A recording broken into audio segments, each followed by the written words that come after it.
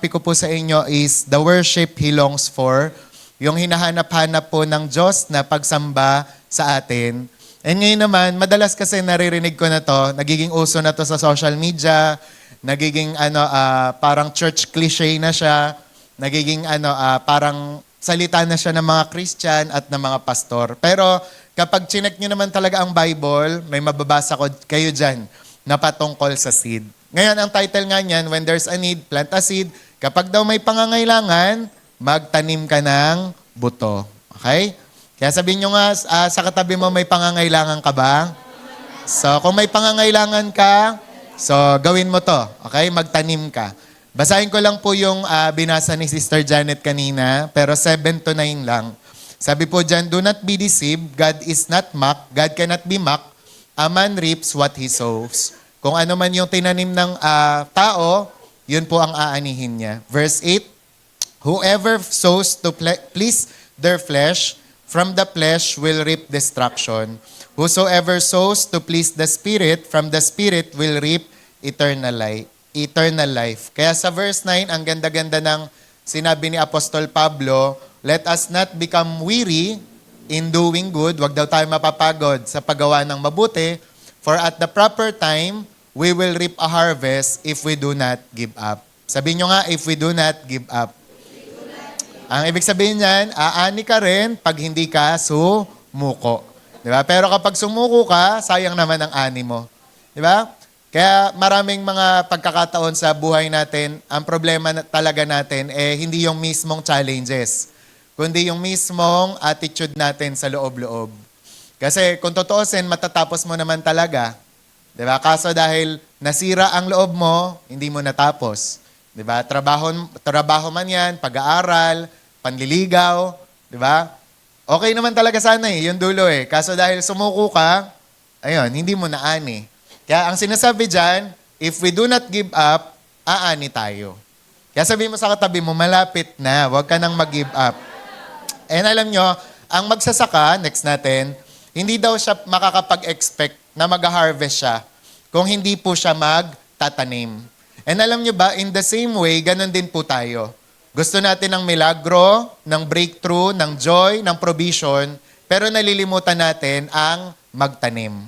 Kaya ngayon, ang i-remind sa atin ng Panginoon, magtanim ulit.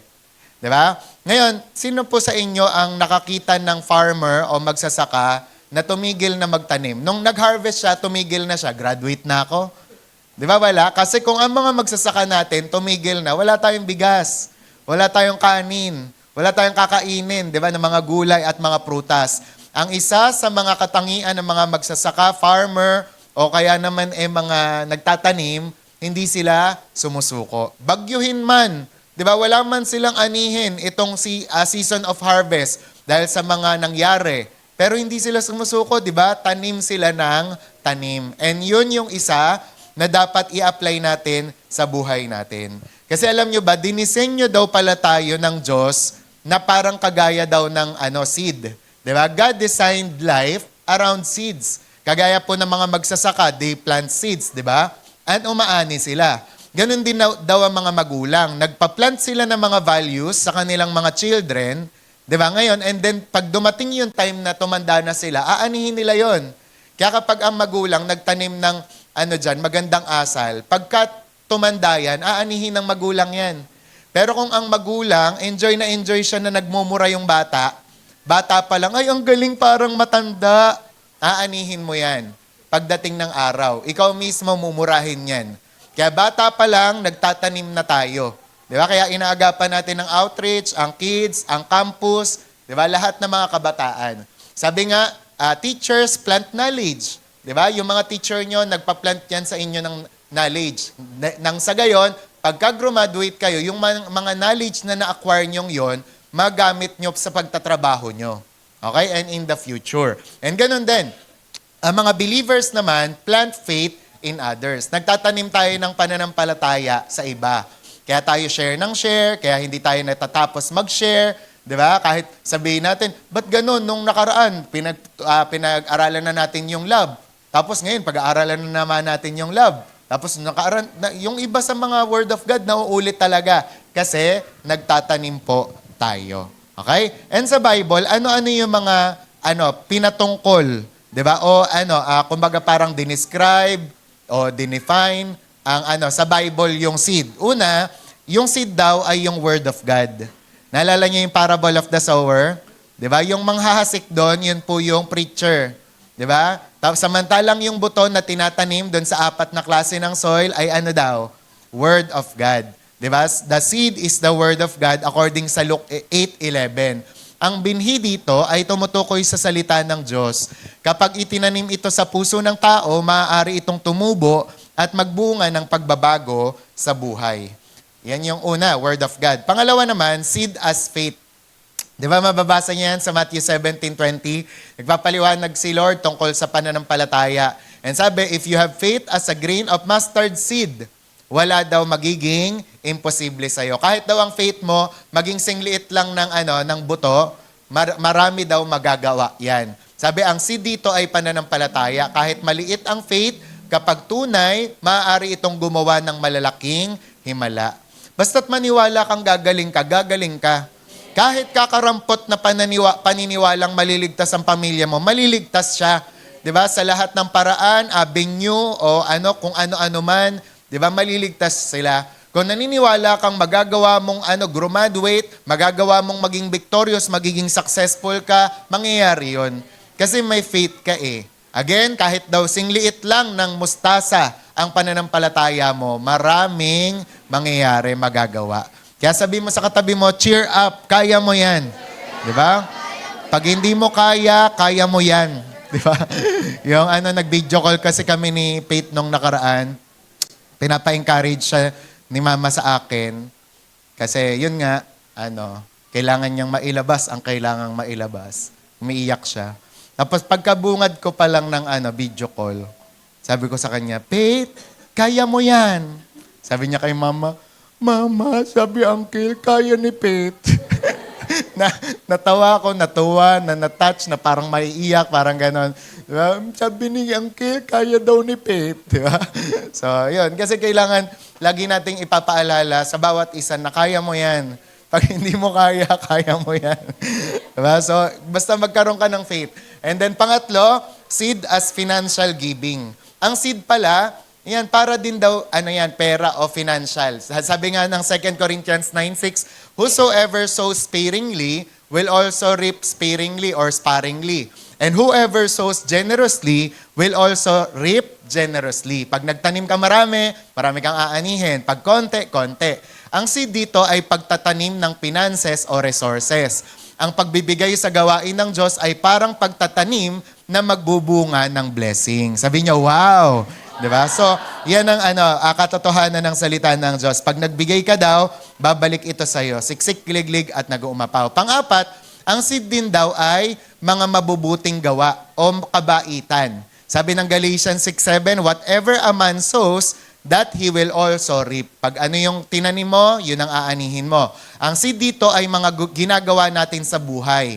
Kabutihan man o kasamaan, ang itatanim mo ngayon ay aanihin mo sa hinaharap. Kaya ine-encourage ko kayo, ano man ang mangyari, gumawa pa rin kayo ng mabuti. Kasi pagdating ng time na aani na kayo, yun din ang aanihin nyo. Diba? Halimbawa, pag nagtanim ka kasi ng kabutihan, kunwari tumulong ka, baka dumating kasi yung time, ikaw rin yung kailangan ng tulong. O kailanganin mo rin ng tulong, diba? So darating yung time, babalik sa'yo yung tulong na yon. And ganun din, kapag naman baliktad, diba? Kasamaan yung ginawa mo, kunwari, nang chismis ka, darating yung time, may mang-chismis din talaga sa'yo. Diba? O kaya naman, nagmura ka, darating yung time, may magmumura sa'yo. Nagsinungaling ka, nagloko ka, darating yung time, may magloloko din sa'yo.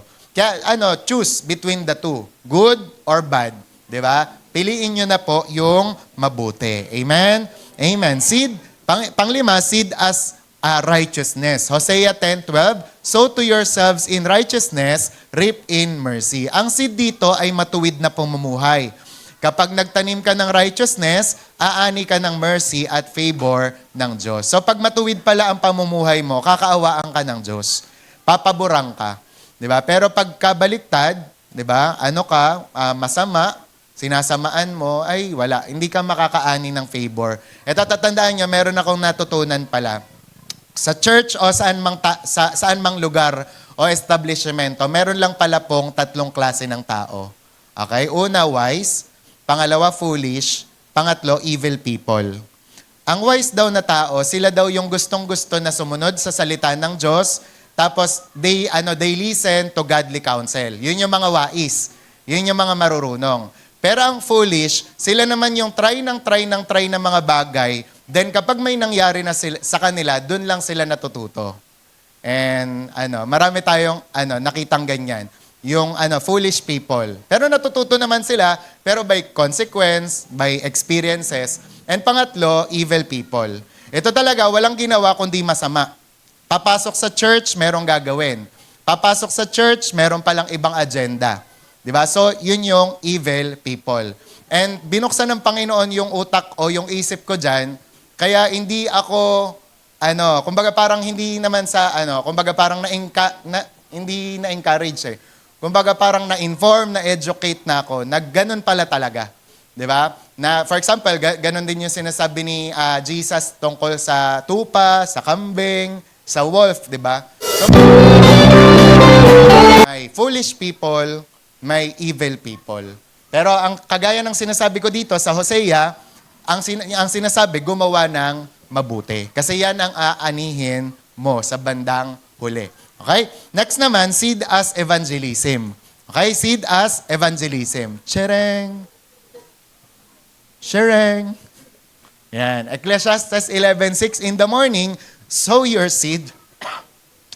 And in the evening, do not withhold your hand. Sabi, ang seed dito ay patuloy na pagtatanim ng mabuti at ng gospel dahil hindi mo alam kung alin ang tutubo at magbubunga. Paano naman po ng tumbler ko sa likod?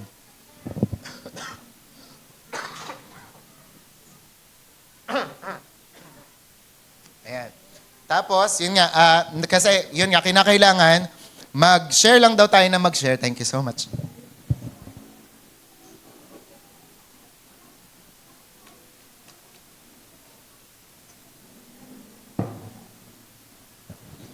Yan, kasi hindi natin alam kung kailan, paano, tutubo at magbubunga to. Pang-pito, seed as peace. Sabi nyo nga, peace. 3 beses. Peace. Yan, sa James 3:18, peacemakers who sow in peace reap a harvest of righteousness. Yan naman, di ba? Mag-harvest ng righteousness. Ang seed dito ay kapayapaan. Ang mga taong nagtatanim ng peace ay aani ng righteousness. Di ba kapag peaceful ka, mahilig ka sa kapayapaan, gusto mo laging bati kayo, yun ang aanihin mo, yung righteousness. Di ba kaya nga, yung mga tao na hindi mahilig makipag-away, di ba, ang gusto nila yung peace, di ba nababansagan silang mababait, matutuwid, di ba? Kasi ganun talaga. Walang matuwid na mahilig sa away. Walang matuwid na gusto mag-away-away yung mga tao. Di ba? Kundi ang righteous, ang matuwid na tao, peacemaker siya. Okay? Kaya sabi mo nga sa katabi mo, peace tayo, shalom tayo. Kaya yan ang alam ni Dr. Oral Roberts. Kilala niyo si Oral Roberts, di ba? Siya yung nagpasikat talaga ng kasabihan na when you have a need, plant a seed. Ayan siya. Sabi, when you see a need, don't just pray about it. Plant a seed. Kaya kung may pangangailangan ka, huwag ka lang mag-expect, di ba, na ito, mangyayari agad to, di ba, mapupunan agad to. Ang gawin mo, mag-plant ka. Kaya nga ako, unahan ko na kayo, kapag talaga may kailangan ako, ang ginagawa ko, nagsasow ako ng seed. Para nang sa gayon, yung pangangailangan ko na yon, ibibigay ng Panginoon. Kunwari, kailangan ko ng 10,000. Yan, magtatanim ako. Tapos darating yung time, magugulat ako, yan, may dadating sa GCash ko, ganyan-ganyan. Tapos nga, kapag naman kailangan ko ng kunwari, kabaitan, magtatanim naman ako ng kabaitan, tapos aani rin ako ng kabaitan. Di ba, nagigets nyo? Kasi, ayan, don't just pray about it, plant a seed. Kaya nga, instead of focusing daw sa problem, he focus on sowing faith. Di ba? Kaya kapag malaking encouragement din to kasi kapag tayo, nararamdaman na natin na kapos na tayo. Dati nung nasa Mission House days pa kami, uso sa amin yan. Pag last money na namin, mas lalo naming tinatanim, mas lalo naming binibigay kay Lord. Tapos dumadating yung time, nagkakaroon talaga ng ng himala, may miracle talaga. 'Di ba? Kasi totoo 'yon. Sabi nga, every miracle in life usually begins with a seed faith. Kaya ano rin to, pauna, seed faith 101 din to sa mga hindi pa alam yung term na seed faith. Minsan may mga nagugulat sa akin, Pastor, ano to? Seed faith. Ano po yun? Ay, sorry, hindi kita na-inform. O basta tanggapin mo lang para i-bless ka, i-bless din ako.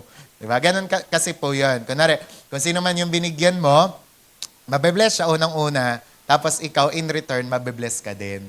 Diba? Kaya minsan may mga ano to, Pastor? Ano? Diba? Kunwari pa eh. Ano to? Diba? Yan, seed faith yan. Basta tanggapin mo. Diba? Kasi pagpapalain ako, pagpapalain ka rin. Okay? So, yan yan. Ngayon, ano ba ang mga kailangan natin na isaalang-alang tsaka dapat malaman sa subject o sa usapin na to? Una, yun nga, meron tayong principle of sowing and reaping. Huwag nyo nang tatanggalin yan sa isip ninyo at sa puso nyo. Merong pagtatanim, merong pag-aani. Galatians 6:7 yan. Law yan ng Diyos. Batas na yan ng Diyos. Whatever a man sows, that he will also reap. Sabi nga, ang Diyos daw ang nag-establish ng universal law na yan. Kaya alam yan ng lahat ng tao, lalong-lalo na ang mga nagtatanim. Merong seed time and harvest. Kaya sabi nga, hindi ka daw makakapag-harvest kapag hindi ka nagtanim. And the Bible shows it everywhere. Diba? Ang kindness daw, nagpo-produce ng kindness. Ang generosity, nagpo-produce ng provision. Pag nagpatawad ka, magpo-produce yan ng kalayaan. And kapag nagmamahal ka, magpo-produce yan ng joy. Kaya mga tao na malungkot, 'di ba? Bugnot ang muka, 'di ba? Laging nakasimangot, kulang 'yan sa pagmamahal. 'Di ba? Tinapik namin 'yan sa adult fellowship nung Friday tungkol sa Starve for Love. And isa sa mga indication, isa sa mga senyales ng tao kulang sa pagmamahal, masungit. Tingnan mo nga yung katabi mo, mukha bang masungit 'yan? Mukha bang masungit? 'Yan. Baka mamaya mo, kulang yan sa pagmamahal. Kulang sa pagmamahal ng boyfriend, kulang sa pagmamahal ng parent, di ba? Kulang sa pagmamahal ng classmate, ka-clash, di ba? So, kailangan magbuhos tayo ng love para ang bumalik sa atin ay joy. Di ba? Kaya sabi mo sa katabi mo ulit, gusto mo bang sumaya? Yan, magmahal ka. Di ba? Love produces joy. Di ba? Kasi walang tao, totoo po yun, walang tao na nagmamahal na malungkot. I love you. Jassel, I love you. Di ba? Pag nagmamahal, masaya. Di ba? Nakakakilig nga eh. Kilig to the bones. Kikiligin ka talagang, di ba? Basta nakakasaya ang magmahal. Yan man ay parental na pagmamahal, yan man po ay yung sa opposite, 'di ba? Yan man po ay friendship, 'di ba? Masaya na magmahal. Kaya huwag tayong titigil na magmahal. Nag-uumpisa na malungkot ang tao pag yan na hate na ang nararamdaman niya. Kaya sa social media ngayon na kota na tayo sa hate, 'di ba? I want to encourage you spread love instead of hate, 'di ba? Amen. Amen. Diba? Tsaka, yung mga nambabash, kunwari lang yan, natatawa-tawa, ha-ha, yung mga naghahaha na emoji, hindi yan totoo. Diba? Kasi malungkot yan. Diba? Hindi yan walang masaya sa mga nambabash kasi may mga nasisira ang buhay. Gets nyo? Amen. Love produces joy. Kaya ano-ano na yung mga dapat nating itanim? Ano-ano ba yung mga pangangailangan natin? Nang sa gayon, maging aware tayo, ano naman yung dapat nating itanim. Okay? Number 1, wag na natin patagalin. When you need financial provision, plant a seed of generosity. So, sino dito kailangan ng pambayad sa bills? Mga pambayad-bayad na mga utang, di ba? Pambayad sa kung saan-saan. Plant daw a seed of generosity. Mas lalo kang magbigay. Di ba? Alam nyo, kahit mga business people, alam po nila yan. Di ba? Tungkol sa investment. Ang mga normal people, para magka-pera sila, anong ginagawa? They save. Para maging safe, they save.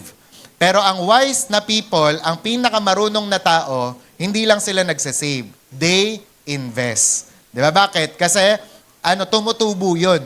Nagkakaroon ng interest yun. And alam nyo ba, ganun din daw sa pagbibigay.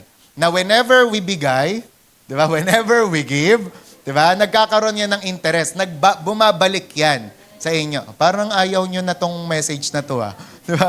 Kasi gusto kayong balikan ng Panginoon ng pagpapala. Amen? Bakit pag tungkol sa pagbibigay, tumatahimik kayo? Di ba? Pero yun nga, yun ang totoo dyan. Okay? Sabi ng Luke 6:38, give and it will be given to you. Hindi ako yung nagsabi niyan. Sabi, good measure, pressed down, shaken together, running over, will be poured into your lap. For with the measure you use, it will be measured to you. Sabi nga, ang mali daw natin na ugali, yung gusto natin, tayo lang yung bigyan ng bigyan. Tama? Yung makatanggap lang ng makatanggap. Yung ikaw lang yung manlilibre. Pero ang sinasabi ng Bible, ikaw ang magbigay. Kung gusto mong magpala, ikaw ang magbigay. And one of the greatest paradoxes, pag sinabing paradoxes, kabaliktaran ng kaharian ng Diyos is this: you receive by giving. Tumatanggap ka kapag nagbibigay ka. Amen? Kaya nga si Billy Graham, meron siyang kwento na napapanahon sa atin ngayon. Kasi during the Great Depression, na abutan niya siguro ito o siguro nakwento sa kanya yung mga pangyayari. Di ba? Yung kasing Great Depression na tinatawag, nag-collapse yung ekonomiya ng bansa nila. Tapos, yun nga, naghirap, tapos hindi nila alam kung ano yung gagawin. Pero alam niyo, may testimony si Billy Graham noon, during that time, na yung church nila, instead na mag-alala, matakot, tapos yun nga, kumbaga parang mas lalong mag-hoard, yung church daw nila ay mas lalong nagbigay. Nagbigay sila sa isa't isa, tapos tumulong sila, nag-contribute sila sa paligid nila. And alam nyo, yung church nila, during that time, mas lalong yumaman, sumagana. During the Great Depression, ha? Diba? Kasi pinapakita ng kwento ni Billy Graham na kahit yung nangyayari sa mundo ay taliwas sa nararamdaman mo, 'di ba? Magbigay ka pa rin. Alam niyo, may testimony din tayo regarding diyan, 'di ba? Ewan ko kung sino-sino yung mga may testimony ditong ganon, na during pandemic, doon pa sila maraming pera. 'Di ba? Kasi nagbigay pa rin sila ng nagbigay noong 2020, tapos doon kumbaga parang walang naghikahos, walang naghirap sa atin. 'Di ba? Naalala ko yung kinasal ko doon sa San Pedro. During pandemic, doon pa daw na pinanganak yung kanilang business. Kasi yung natanggap nila na 8,000 na ayuda, pinagulong nilang mag-asawa, 'di ba? Tapos nagtinda sila ng mga bila-bilao na pagkain, pansit. Tapos yun, sumagana sila, yumaman sila. Nagkaroon sila ng pambili ng 3-story building nila doon sa Tunasan. Tapos ako ngayon nagkasal sa kanila, 'di ba? And you never know, 'di ba? Yung pwedeng mangyari whenever you plant a seed, 'di ba? Whenever you invest, 'di ba? Kasi yun ang tama na gawin, 'di ba? Kapag ka may pangangailangan. Kaya if you need provision, pag may kailangan ka, mas lalo kang tumulong ng in need, 'di ba? Help someone in need. Pag may pangangailangan ka, support also the ministry. Pag may pangangailangan ka, mas lalo kang magbigay sa mahihirap. Kasi minsan tayo, ang mali sa atin, Pastor, magbibigay ako pag yaman ko. Hindi. Magbigay ka ngayon pa lang. Kasi baka mamaya mo, pag yaman mo, nasa New Zealand ka na. Di ba? Nasa New York ka na. Di ba? New York. Di ba? Nasa New York ka na. Wala na. Di ba? Tsaka yun, gahaman ka na. Kaya kapag ka ngayon pa lang, na yan pa lang yung blessing mo, learn to share your blessing. Amen?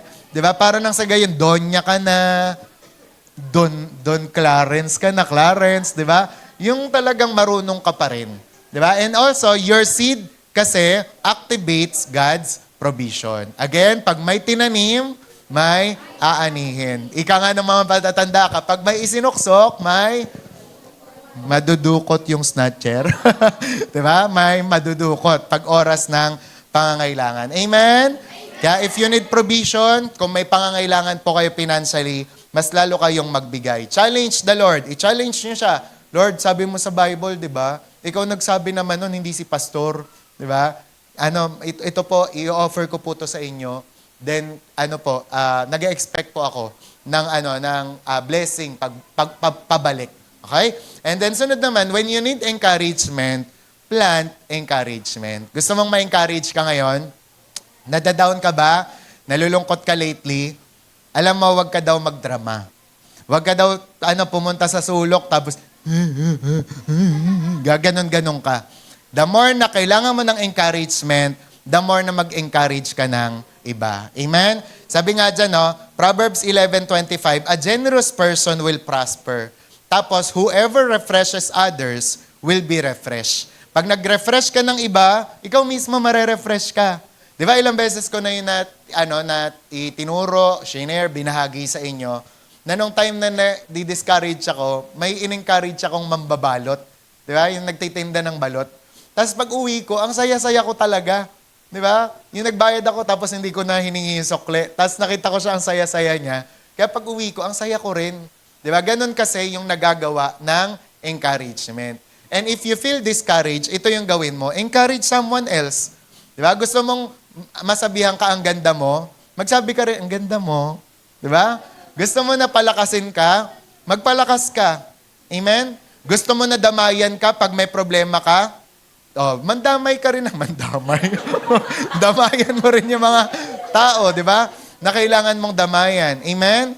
Gusto mong batiin ka pag birthday mo, batiin mo rin sila pag birthday nila. Naintindihan? Amen? Kasi kung ano yung tinanim mo, yun ang aanihin mo. Sabi, send a message. Di ba? Hindi pa tayo tapos. Send a message. Di ba? Mag-send ka ng message. Alam nyo, ganito, nilagay ko na ito sa kokote ko, sa isip ko, sa puso ko, sa bilbil ko. Tinatak ko na lahat ng yon. Kapag nararamdaman mo, kunwari gabi, no? Ganon. Umano na. Si Haring Araw, umalis na. Naggabi na, no? Tapos parang minsan, nakakaramdam ka na, natitempt ka na magdrama. Mas lalo kang mag-isip na, siguro kaya ako nararamdaman to kasi may nakakaramdam din ng nararamdaman ko. Sige nga, magsisend nga ako ng message. Uy, Aaron, kamusta ka? Ito, pastor. Ganun ba? Tara nga, mag-kwek-kwek tayo. Diba? Ang ending ng araw nyo, parehas kayo masaya kasi nag-kwek-kwek kayo pareho. Diba? Minsan may mga ganun eh. Diba? Yung parang, kunwari, ipaparamdam sa'yo ni Lord yung nararamdaman ng iba. Kaya pala ganito ko. Hindi lang pala ako isang nagmumukmok dito. Diba? O tara nga, mag-ano nga tayo? Magsama-sama tayo magmukmok. Diba? At least may kasama kang magmukmok. Joke lang. Pero, ang sinasabi dyan, try mong mga musta din. Diba? Pero syempre, kailangan naman, pag nagkamustahan kayo, ang ending nyo, yung na-encourage kayo. Hindi yung, tara na. Diba? Yung parang kaya mag-iingat din kayo pag nag-a-advise kayo. Kasi merong isang lalaki, tatalon siya sa, anong tawag doon? Sa bridge. Tapos ngayon may lumapit sa kanya, huy, huwag mo ituloy yan. Pag-usapan natin ang problema mo. Ano ba problema mo? Diba? Di sinabi ng lalaki, kasi ganito. Tapos ganyan, ganyan. Maya-maya, nauna pa yung lalaki tumalon. Kasi na-down doon sa problema niya. Diba? Pero wag ganun ha, yung parang anong nangyari, ikaw pa yung na-down. Kaya nga pag nag-a-advise ka daw, dapat pa-cover ka ng blood ni Jesus kasi merong mga transferring spirit yan eh. Yung kunwari, sa'yo, tatawagan ka, Jassel, punta ka dito, may open ako sa'yo. Kasi gato yan, Jassel.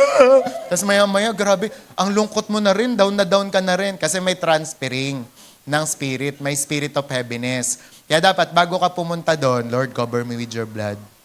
In Jesus' name. Diba? Para nang sa ganyan. Tapos magbasa ka ng maraming Bible, magpuri ka, para kahit anong sabihin niya sa yung problema, hindi ka madadaig. Diba? Malakas ka. Diba? Alam mo yung word of God. Hindi, friend, ganito yan, ganyan, ganyan, ganyan. Hindi yung, oo nga, no, lungkot na ng mundo. World War III na, tara na nga. Diba? Kaya ganon. Okay? Sabi mo sa katabi mo, pakalakas ka. Yan. Yan nga, send a message, pray for a friend, at saka speak life. Ito maganda yung speak life. Kasi ang word ay powerful. Pag may mga nagsasalita sa'yo, friend, malungkot ako. In Jesus' name, ngayon lang yan, sasaya ka. Diba? Friend, wala akong pera. In Jesus' name, ngayon lang yan. Diba? Dadating na ang blessing mo. Speak life. Huwag kang mag-speak ng death. Diba? Friend, wala akong pang-ambag. In Jesus' name, ngayon lang yan, magkakaroon. Diba? Friend, wala na kaming bigas. In Jesus' name, magkakaroon. Paparating na. Diba? Speak life. Diba? Hindi death. Okay? Hindi yung, friend, talaga? Ako din eh. Diba? Speak life. Kaya sabi mo nga sa katiba mo, speak life. Sabi mo, mabuhay ka. Lumakas ka. Tumatag ka in Jesus' name. Speak life. Okay? And ito ang kagandahan dyan. Pag nag-encourage ka, ito matindi to. Sometimes, God heals your heart while you are healing someone else's. Oh, di ba? Totoo yan. Yung, na parang alam mo sa sarili mo may problema ka rin, pero pinili mong mag-encourage ng iba. Di ba? Ang ending, hinihil na rin pala ng Lord yung sayo. Di ba? Habang nagpapagaling ka ng iba. Di ba sabi ko nga sa inyo, si Benny Hinn, naturing ang healing ministry. You are the God that healed me, did me. You are the Lord, my healer. Di ba? Nagkukrusada siya, may sipon siya, may ubo siya. Pero darating yung time, pagka-ending ng krusada nila, sabay-sabay silang naggagalingan. Di ba bakit? Sometimes, God heals your heart or even heal you while you are healing someone else's. Hindi porke ganyan yung nararanasan mo ngayon, hindi ka na pwedeng mag-encourage ng iba. Hindi porket wala kang pangbigay o pera, hindi ka na pwedeng mag-encourage ng iba. Hindi po, kesyo, kemo, broken-hearted ka, hindi ka pwedeng mag-encourage ng iba. Kaya sabi mo sa katabi mo, kaya mo yan. Okay, plant encouragement. Okay, kailangan mo bang encouragement? Plant encouragement. Sunod naman, when you need love, plant love. Kung kailangan mo ng pag-ibig, mag-umpisa ka. Magtanim ng pag-ibig. The reason why hindi tayo umaani ng pag-ibig kasi bakit? Hindi tayo nagtatanim. Sabi, we love because He first loved us. Nagets nyo ba yung verse na yan? Kaya lang tayo marunong magmahal. Kaya tayo nakakapagmahal kasi unang minahal tayo ni Lord. Si Lord ang unang nagmahal sa atin. Tinuruan tayo ni Lord. Diba? Kaya sabi nga, many people say, no one loves me. Ang sagot naman natin, but love grows where it is planted. Nag-grow ang love kapag nagtatanim, kapag may itinanim. Kaya ngayon, magmula ngayon, itry nyo po start showing love to family, to friends, to strangers, even to enemies. Alam niyo, Pastor, sa bahay namin, panay ang sigawan. Di ba? Pinapaabot lang yung suka, sisigaw pa. Abot mo nga yung suka dyan! Di ba? Pinapaabot lang yun, Pastor. O ngayon, kung ang kailangan ng pamilya nyo ay love, simulan mong magtanim. Di ba? Pag gano'n ang sinabi ng nanay mo, ito po, ma. Hindi yung, ito po, ma. Di ba? So, kinakailangan plant love. Amen? Pag binato ka ng bato, iabot mo yung tinapay. Di ba? Pag binato mo, galit ka rin nun. Di ba?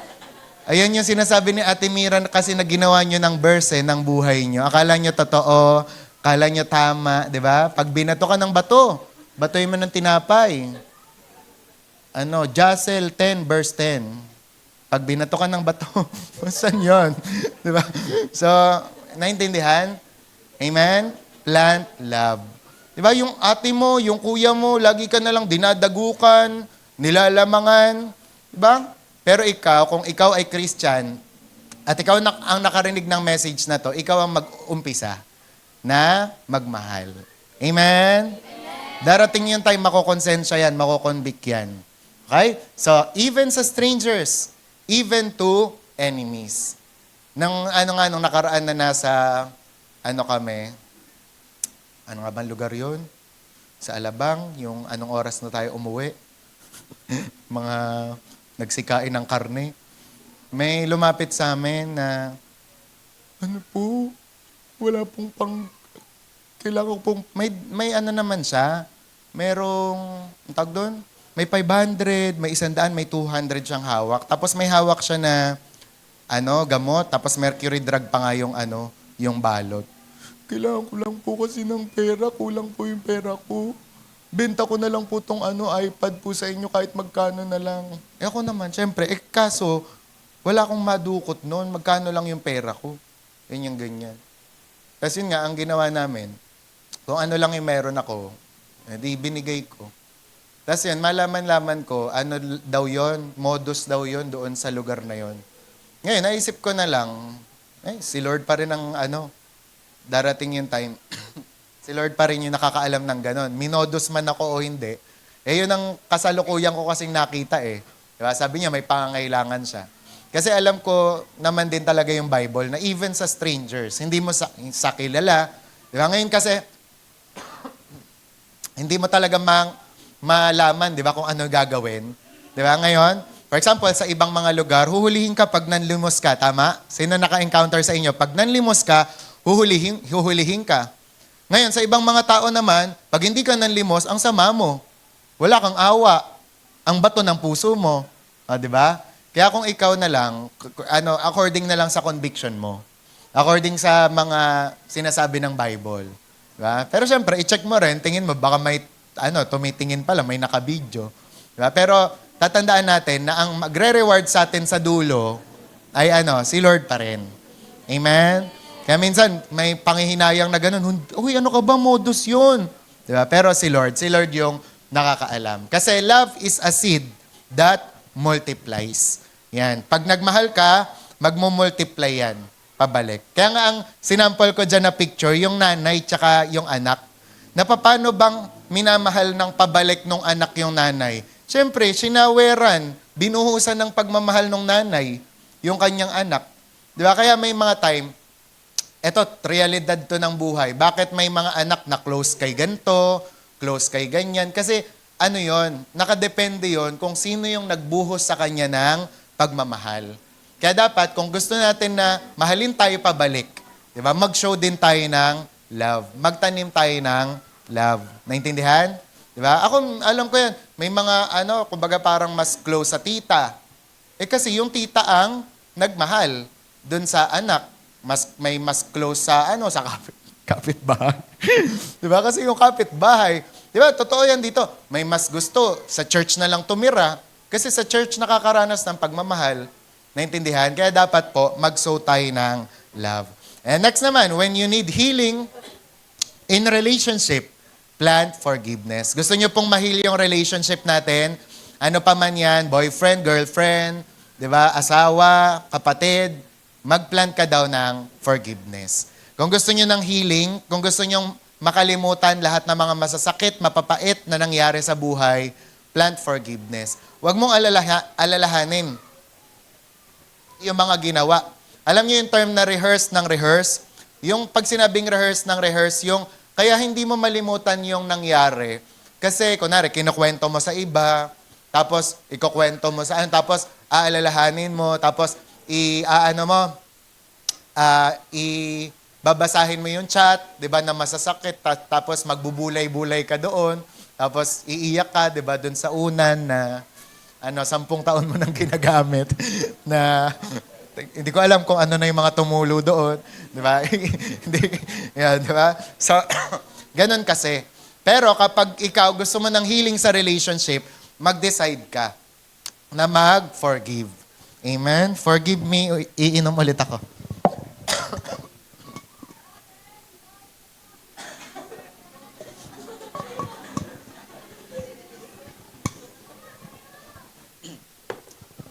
Inom din kayo. Ayan. So, kaya sabi ng Ephesians 4:32, be kind and compassionate to one another, forgiving each other. Sabi nyo nga, forgiving each other. Sabi, just as in Christ, God forgive you. Taas ang kamay ng alam mo, pinatawad ka ni Lord. Taas ang kamay, narinig mo, pinatawad ka ni Lord. Taas ang kamay, naniniwala ka, mapagpatawad ang Lord. So, kung amen ka, kinakailangan magpatawad ka din. Sabi nga, ang unforgiveness daw is like, planting poison, seeds in your own heart. Para ka daw pagka hindi ka nagpatawad, umiinom ka ng sarili mong lason. Di ba? Pag hindi ka nagpapatawad, na ikaw rin, darating yung time ay mamamatay. Kaya wag mong hayaan yon. Pero samantalang, pag nag-forgive ka, you plant freedom. Lalaya ka. Amen? So, excited na ba kayo lumaya? Magpatawad po tayo. Sabi nga, hindi na daw natin talaga mababago ang nakaraan. Pero ang pagpo-forgive, mababago niya ang kinabukasan. Amen?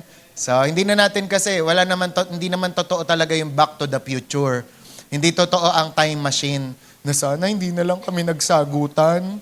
Sana hindi na lang kami nag-asaran. Sana hindi ko na lang siya ginanito. Wala nang ganon. Pero pwede tayo mag-forgive. Pagdating mo nga daw sa langit, wala kang makikitang perpekto doon. Pagdating mo sa langit, ang panay makikita mo doon, mga makasalanan na pinatawad ng Diyos. Di ba? Kaya naman ganun din po ang gawin po natin. Amen. Ngayon naman, when you want joy, gusto mo ng sumaya ka, plant kindness. Ito naman, kabaitan, kabutihan. Sabi ng Proverbs 12:25, anxiety, weighs down the heart, but a kind word cheers it up. Sipin nyo yung magandang balita o magandang salita lang, nag-cheer daw ng tao. Sabi nga, kindness is one of the most powerful seeds. A small act can change someone's entire day. Sipin mo, lahat ng mga taong pumasok sa room nyo, lahat nakasimangot, tapos ikaw lang yung nagsimulang ngumiti, maya-maya lahat na sila nakangiti. Di ba? Small act can change someone's entire day. Dahil nag-good morning ka kay Manong ganito, kay Aling ganyan, di ba? Ginanahan siyang magtinda. Di ba? A small act can change someone's entire day. Meron nga, di ba, si Maxwell, yung binigyan niya ng malaki-laking tip yung, ang tawag doon yung waiter. Di ba, ginanahan yung waiter buong araw? Kasi bakit? A small act can change someone's entire day. Kaya nasa sayo kung yung katabi mo, gumanda araw o hindi. Diba? Pero syempre, yun nga, sa atin magsimula, okay? Huwag tayo mag-expect, uy, gawin mo daw ako mabuti para sumaya ako. Hindi. Ikaw ang gumawa ng mabuti para sumaya sila. Ito yung natutunan ko lang kay John Maxwell noong nakaraan. Dapat daw, tayo po ay maging waterfalls. Next natin. Sino taas ang kamay gustong waterfalls? Nung nagpunta kami nila John Paul doon, parang ayaw na naming umalis, nila Ison. Diba? Yung talagang refreshing. Diba? Sila. Diba? Parang ang saya-saya. Diba? Tapos gusto mo magpa-picture, gusto mo mag-swimming doon. Lalong-lalo pag summer na gusto mong pumunta ng ganyan. Diba? Papa-picture ka. Pero sino sa inyo, ang gusto nyo, excited na excited kayo, makakita nito. Next natin. Yung kanal, Imbornal. Meron kayong tao nakita ng ganyan, uy, picturean mo ko dito. Ang ganda ng kanal, oh. Diba? Picture tayo. Peace, diba? Sino sa inyo nag-Google Map pa? Uy, hanap tayo ng magandang kanal, estero. Ano tayo doon? Banding tayo, diba? Latag tayo doon ng picnic natin. Wala, diba? Alam nyo, ganun din daw. Dapat daw, piliin natin na tayong mga tao ay maging refresher. Kumbaga waterfalls na pipiliin tayong kasamahin ng tao. Bakit? Kasi every time na lumalapit sila sa atin, nare-refresh sila. Amen? So, tingnan mo nga yung katabi mo, ganyan ba siya? Diba? Tingnan mo kung ganun siya. O tayo ba ay kanal na ayaw tayong lapitan ng tao? Yoko dyan, laging bad trip yan. Yoko dyan, laging bad mood dyan. Nega, bala siya dyan. Diba? Sino ganon? Kaya nawa, maging waterfalls ka. Kaya na nakaka-refresh. Okay? Kaya sabi nga ni John Maxwell ulit, si Rick Warren pala, you never know how God will use one small act of kindness to change a life forever. Sabi nyo nga, forever. Ayan. Kaya sabi nga daw, huwag daw tayong susuko sa paggawa ng mabuti. I-appreciate man tayo o hindi, ibasura man nila o hindi, ay tuloy.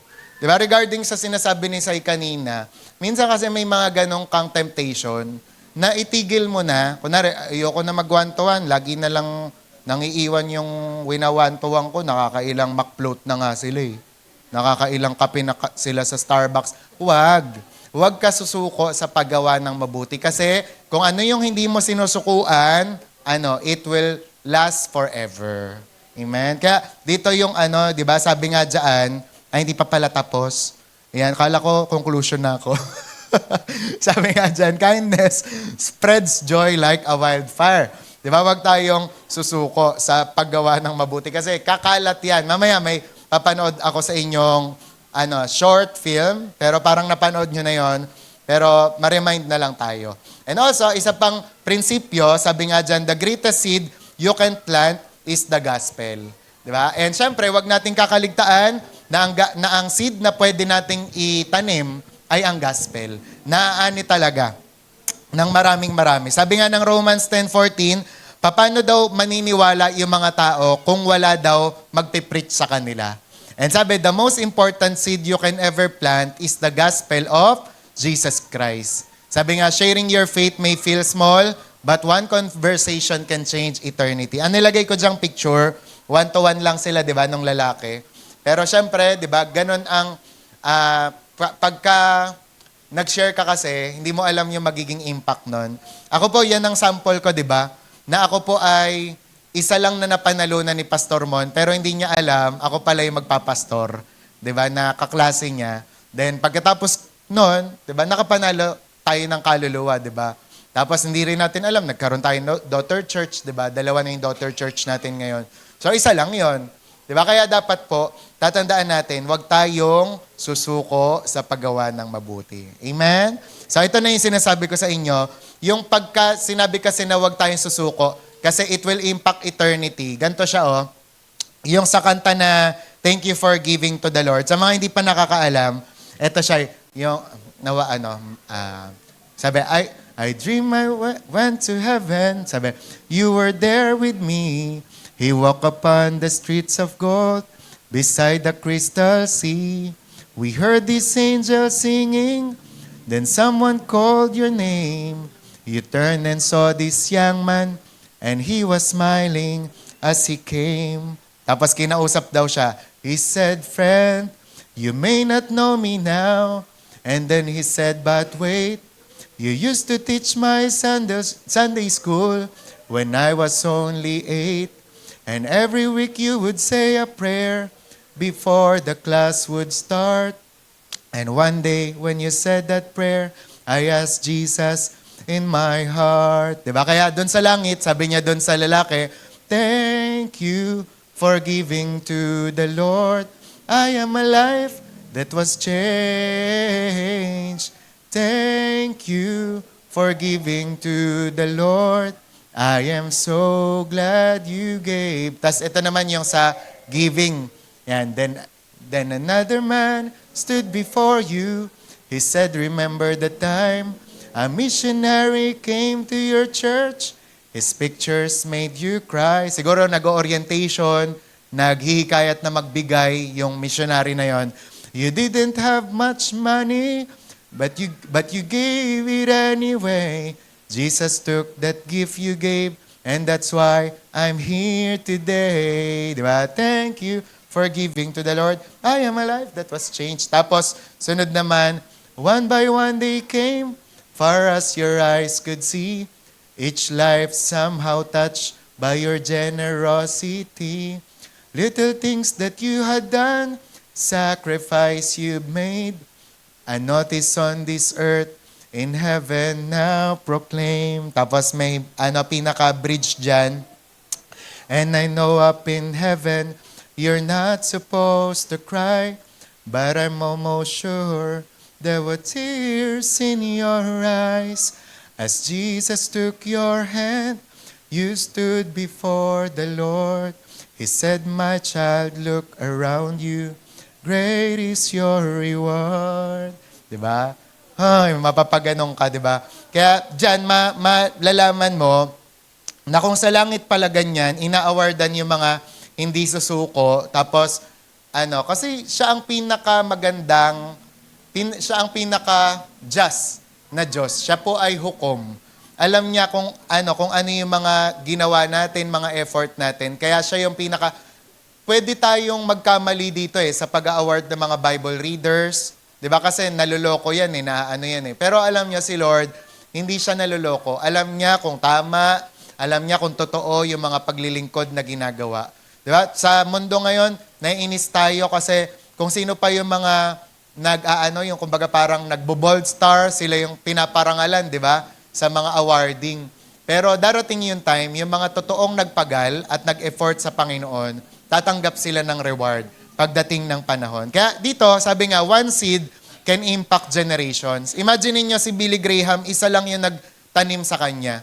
Pero, di ba, libo-libo yung napanalunan ni Billy Graham dahil lang sa isa. Di ba? Kaya nga, sabi ko kay Carl, pakanta mo nga sa choir yung kailan pa, di ba, ibibigay. Kasi alam niyo po, ang dami nating nasasayang kapag hindi tayo nagpapagamit kay Lord. Kasi baka mamaya mo, nagkakaroon tayo ng spiritual abortion kasi dapat ikaw yung mag-1-to-1 doon. Pero dahil hindi ka pa nag-yes kay Lord, napepending yung kaligtasan niya, napepending yung pag-grow niya. Kaya I encourage everyone na tapos yun nga, nung nag-a-arise yung mga problema, nagsasabi nga ako dito sa mga, syempre, sabi ko nga, yung mga dati ko pang kasama, na tayo, ma-restore na tayo, magpagamit na tayo kay Lord. Diba? Kasi kagaya sa kanta, yun nga, yung kailan pa ibibigay ang buhay mo't lakas sa Kanya na nagbigay sa'yo ng buhay na wagas. Ang pangalan niya, niyang banal, kailan itataglay kung wala ng pagkakataon at huli na ang lahat. Diba? And also, isa pa po sa prinsipyo na dapat nating alalahanin is yung you may not see the harvest immediately. Kaya wag ka susuko. Hindi naman kasi talagang immediate yan eh. Yung kinwento ni Alfred, di ba, nung nakaraan, yung kawayan, 5 years siya bago ka makakita ng resulta. Di ba? So, ganun din sa mga pagpapagal natin. Hindi ka agad makakakita ng resulta, kailangan mong mag-intay ng panahon. Sabi nga, seeds take time. Farmers don't dig up seeds every day. They trust the process. Minsan may mga ganun tayong pagkakamali. Tatanim, tapos kinabukasan, babalik. Diba? May nangyayari kaya sa tanim ko. Diba pag nagtatanim ka, anong gagawin mo? Iiwan mo yun doon. Diba? Didiligan mo lang, hayaan mong maarawan. Tapos bukas makalawa, ayun na, sisibol na. Minsan tayo ganun, diba? Altar call, magde-decide, Lord, magpapagamit na ako sa'yo. Mag-1-to-1 na ako. Nag-1-to-1. Iniwan ng 1-to-1. Yoko na nga. Wini-withdraw mo. Yung mga, di ba, yung mga dapat tinatanim mo at pinagkakatiwala mo sa Panginoon. Lord, magmula ngayon, magtatanim ako ng pagmamahal sa kapwa ko, pagmamahal dito sa kapwa ko. Di ba? Inisnab ka, sinungitan ka. Ayoko na nga, wini-withdraw. Para mong hinuhukay ulit yung buto. Trust the process, mga kapatid. Pagka ginawa mo, pagkatiwala mo kay Lord. And sabi nga, God works behind the scenes. Your seeds today are tomorrow's miracles. Kaya nga, sa story ng 2 farmers, meron kasing farmer na, kahit wala siya sa mood, parang feeling niya, hindi akma yung weather, nagtanim pa rin siya. Samantalang ito, hindi siya nagtatanim kasi tinatamad siya, tas at the same time, parang yung weather nangungusap na huwag ka magtanim ngayon. Diba? Tapos ngayon dumating ang anihan. Tingin nyo, sino ang aani sa dalawa? Yung nagtanim ng, feel niya man o hindi, magtatanim siya. Yung nagtanim ng yung weather man favorable o hindi, nagtanim siya. Okay? Kaya nawa po, ganun po tayo. Kaya ito na po sa last na lang, ano po yung mga practical ways to plant seed this week? Una, mag-plant tayo ng financial seed sa someone in need. Diba? Sa mga nangangailangan, pwede tayong magbigay sa kanila. Pangalawa, plant a kindness seed. Do something good for someone unexpectedly. Diba? Kahit hindi nila inaasahan, gumawa ka ng mabuti. Plant an encouragement seed. Send a message lifting someone up. Mag-message ka, mag-chat ka, diba? Mag-encourage ka. And also, plant a forgiveness seed. Release someone from bitterness. Hayaan mo na, diba? Let go and let God. Also, plant a love seed. Show care to someone who feels forgotten. Lalong-lalo na yung parang feeling nila nakakalimutan sila. Diba? Dalawin nyo sila. Diba? Talagang show care. And then, last na lang, plant a gospel seed. Share Jesus with someone. I-share mo siya. Tapos naalala ko kasi, yun nga yung sinasabi ni Ate Beck, na dapat daw, kada ending daw ng preaching, si Jesus daw yung magiging ending. Tapos naalala ko, usapang seed, di ba si Jesus, rin siya, tinawag din siyang next natin, seed of Abraham. Di ba? Na naitanim dito sa mundo na to, and dahil naitanim siya at namatay siya, marami tayong umani, di ba? Marami siyang inani na kaluluwa. Kaya totoo yung sinabi niya tuloy sa John 12:24. Ano man ang pahiwatig nyo dito o interpretation dito, ang tingin ko dito nung nabasa ko to, si Jesus to. Yung sabi, truly, next natin, truly, I say to you, unless the grain of wheat falls into the ground and dies, it abides alone. But if it dies, it bears much fruit. And kadalasan, kagaya din yung sinasabi ni Catherine Kuhlman, bakit daw kadalasan hindi tayo nagbubunga? Kasi hindi pa daw talaga natin nililibing yung sarili natin. Pero pag nilibing natin yung mga sarili natin at hinayaan nating mamatay, doon tayo magbubunga. Diba? Kaya minsan, Sino yung mga nakakapanalo ng kaluluwa? Those people na nag-die na sa sarili nila, na hindi na nila inisip yung mga sarili nila, di ba? Yung sarili nilang time, sarili nilang agenda, o sariling comfort. Silang mga nagda-die to self, ang nagkakaroon ng mga bunga talaga. Kaya kung meron tayong gagayahin dito, walang iba kundi next natin, si Jesus na. Di ba? Kasi He died to Himself, di ba? Kaya ang naging resulta, marami po tayong next natin, naligtas na mga kaluluwa. Amen? Amen. Kaya sabihin mo nga sa katabi mo, huwag tayong sumuko sa paggawa ng mabuti.